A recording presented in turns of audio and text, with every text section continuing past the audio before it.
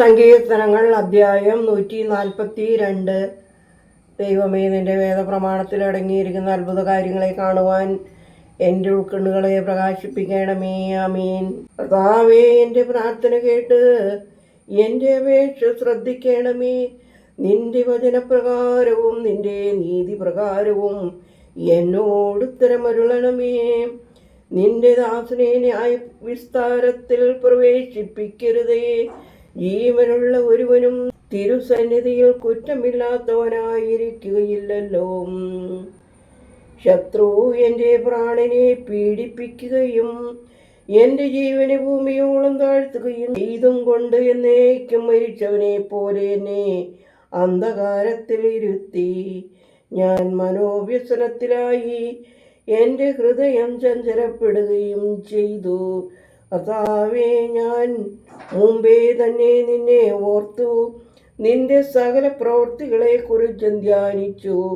നിന്റെ കൈവേലയെക്കുറിച്ച് ചിന്തിക്കുകയും ചെയ്തു. ഞാൻ എൻ്റെ കൈകളെ നിങ്കിലേക്ക് നീട്ടി വരണ്ട നിലം പോലെ എൻ്റെ ആത്മാവ് നിനക്കായി ദാഹിച്ചിരിക്കുന്നു. കർത്താവേ, എൻ്റെ ജീവൻ അവസാനിച്ചു പോകുന്നത് കൊണ്ട് വേഗം എന്നോട് ഉത്തരമരുളണമേ. ഞാൻ കുഴിയിലിറങ്ങുന്നവരോടുകൂടെ ഏൽപ്പിക്കപ്പെടാതിരിപ്പാൻ എന്നിൽ നിന്ന് നിന്റെ കടാക്ഷം മാറ്റി കളയരുതേ. പ്രഭാതത്തിൽ തന്നെ നിന്റെ കൃപ എന്നെ കേൾപ്പിക്കണമേ.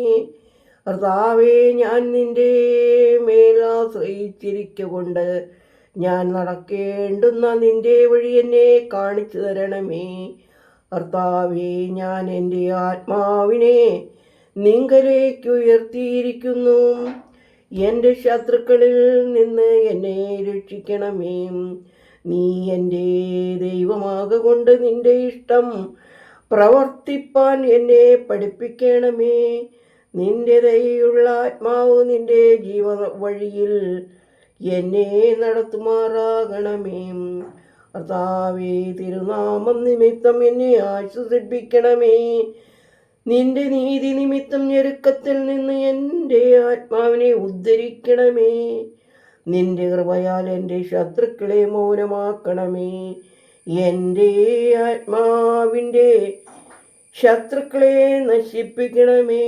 ഞാൻ നിന്റെ ദാസനാകുന്നുവല്ലോ. ദൈവമേ, സ്തുതി നിനക്ക് യോഗ്യമാകുന്നു. പാറകുമോർ.